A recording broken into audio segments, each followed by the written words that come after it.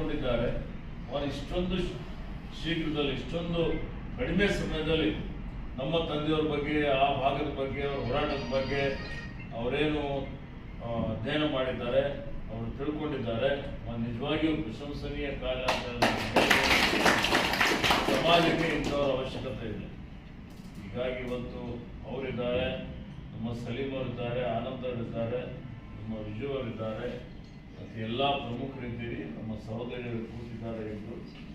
So ಶುಭ ಮತ್ತೆ ಶಾಂಭವಿ ಎಲ್ಲ message ಅಲ್ಲಿ ಇಲ್ಲಿ ಕೇಂದ್ರ ಇದ್ದಾರೆ ಅಂತ ಹೇಳಿದ್ರೆ ಅಲ್ಲ, ಅಲ್ಲಿ ಬಂದಿದ್ದು ನಮ್ಮ DCC ಹೆಡ್ ಕ್ವಾರ್ಟರ್ ಕೇಶವ ಬಂದಿದ್ದಾನೆ ಇದ್ದಾರೆ. ಎಲ್ಲರಿಗೆ ನನ್ನ ನಮಸ್ಕಾರಗಳನ್ನು ತಿಳಿಸುತ್ತಾ, ಬಹಳ ನೋಡಿ ಯೋಗ ಅಂತ ಹೇಳ್ಬೋದು. ಮೈಸೂರು ಎಲೆಕ್ಟ್ರಿಕಲ್ ಇಂಡಸ್ಟ್ರೀಸ್ ಲಿಮಿಟೆಡ್ನ ಸಂಸ್ಥಾಪನಾ ದಿವಸವನ್ನು ಆಚರಣೆ ಮಾಡ್ತಾ ಇದ್ದೆ. 81ನೇ ಸಂಸ್ಥಾಪನಾ ದಿವಸ. ಸಂಸ್ಥಾಪಕರಾದಂಥ ಲಿಂಗೈಕ್ಯ ಅಯ್ಯಂಗಾರ್ ಅವರಿಗೆ ನೀವು ಸ್ಮರಿಸಿದ್ದೇನೆ. ಇದು ನಮ್ಮ ಇತಿಹಾಸ, ಇದು ನಾವು ಹಿರಿಯರಿಗೆ ಕೊಡುವಂಥ ಒಂದು ಗೌರವ. ಹೀಗಾಗಿ ಅವರು ಅವತ್ತಿನ ದಿವಸ ದೂರದರ್ಶಿತ್ವ ಇಟ್ಕೊಂಡು ಈ ಒಂದು ಸಂಸ್ಥೆ ಸ್ಥಾಪನೆ ಮಾಡಿದ್ದಕ್ಕಾಗಿ ಈ ಸಂಸ್ಥೆ ಮೇಲೆ 100 ಜನ ಇವತ್ತು ಸಿಬ್ಬಂದಿಯವರು ಸೇವೆ ಮಾಡ್ತಾ ಇದ್ದಾರೆ. ಅವರ ಜೀವನ ನಡೀತಾ ಇದೆ. ಅದರ ಜೊತೆಯಲ್ಲಿ ರಾಜ್ಯಕ್ಕೆ ಒಳ್ಳೆಯ ಹೆಸರು ಬಂದಿದೆ. ಒಳ್ಳೆಯ ಗುಣಮಟ್ಟದ ಉತ್ಪನ್ನಗಳು ತಯಾರು ಮಾಡಿದ್ದಾರೆ. ಇವತ್ತು ರಾಜ್ಯ ಕಟ್ಟುವಂಥ, ರಾಷ್ಟ್ರ ಕಟ್ಟುವಂಥ ಕೆಲಸ ಆಗಿದೆ. ಮತ್ತು ಅದರಲ್ಲಿ ವಿಶೇಷವಾಗಿ ನಮ್ಮ ಮನೋಹರ್ ಅವರು ಆ ಸ್ಥಾನದಲ್ಲಿ ಬಂದು ಕೂತು ಅದಕ್ಕೆ ಒಂದು ಕ್ರಿಯಾಶೀಲತೆ, ಶಕ್ತಿಯನ್ನು ತಂದು ಕೊಟ್ಟಿದ್ದಾರೆ. ಹೀಗಾಗಿ ನಿಮ್ಮೆಲ್ಲರಿಗೆ ಪ್ರಪ್ರಥಮವಾಗಿ ನನ್ನ ಪರವಾಗಿ ಸಂಸ್ಥಾಪನೆ ದಿವಸದ ಹಾರ್ದಿಕ ಶುಭಾಶಯಗಳು ಮತ್ತು ಅಭಿನಂದನೆಗಳನ್ನು ಸಲ್ಲಿಸುತ್ತೇನೆ. ನಮ್ಮ ತಂದೆಯವರಾದ ಪೂಜ್ಯ ಭೀಮಣ್ಣ ಖಂಡ್ರೆಯವರು 102 ವರ್ಷ ಒಂದು ತುಂಬು ಜೀವನ ನಡೆಸಿದ್ದಾರೆ, ಸಾರ್ಥಕ ಜೀವನ ನಡೆಸಿದ್ದಾರೆ. ಪುಟ್ಟ ಹೋರಾಟಗಾರ. ನನಗೆ ರಾಜಕೀಯದಲ್ಲಿ, ನನ್ನ ಜೀವನದಲ್ಲಿ ಯಾರಾದರೂ ರೋಲ್ ಮಾಡೆಲ್ ಅಪ್ಪ ಅಂತ ಹೇಳಿದ್ರೆ ಆದರ್ಶದ ನಮ್ಮ ತಂದೆಯವರೇ ನನಗೆ ರೋಲ್ ಮಾಡೆಲ್. ರಾಜಕೀಯದಲ್ಲಿ ನನ್ನ ರೋಲ್ ಮಾಡೆಲ್ ಯಾರಪ್ಪ ಅಂತ ಹೇಳಿದ್ರೆ ರಾಜೀವ್ ಗಾಂಧಿ ಅವರು, ದೇವೇಂದ್ರ.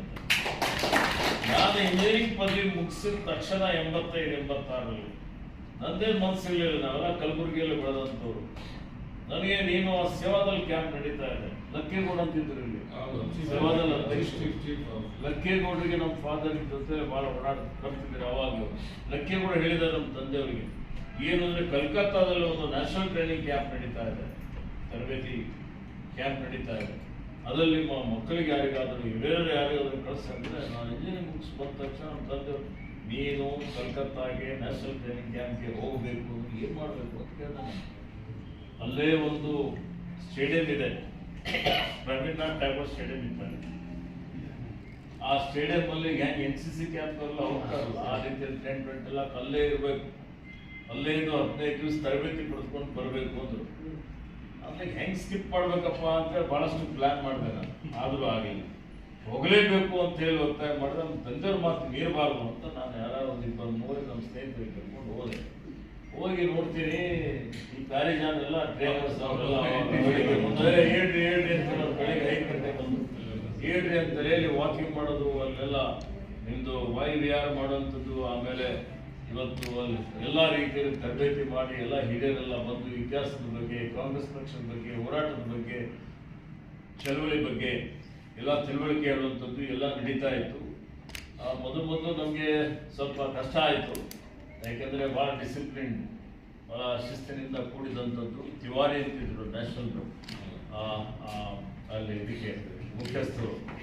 ಅವಾಗ ಅವರಿದ್ರು, ಎಲ್ಲ ಇತ್ತು. ಪ್ರತಿ ಒಂದು ದಿವಸ ಆಸ್ಕಾ ಫರ್ನಾಂಡಿಸ್ ಬರೋರು, ಧ್ವಜಾನಿ ಬರೋರು, ಸಾಯಂಕಾಲ ನಮ್ಮ ಜೊತೆಲಿ ಊಟ ಮಾಡೋದು ಎಲ್ಲ ನಡೀತಾ ಇರ್ತಿತ್ತು. ಹೊಂದಾಣಿಕೆ ಆಯಿತು. ಮಣಿಪುರ ಬೇರೆ ಬೇರೆ ಭಾಗದಿಂದೆಲ್ಲ ಜನ ಬರ್ತಾ ಇದ್ರು. ಅಂತೂ ನನಗೆ ಅನಿಸ್ತು, ಏನಪ್ಪ ಇದು ಅಂತ ವಿಚಾರ ಮಾಡ್ತಾ ಇದ್ರು. ಕೊನೆ ದಿವಸ ಪ್ರಧಾನಮಂತ್ರಿ ರಾಜೀವ್ ಗಾಂಧಿ ಬಂದರು.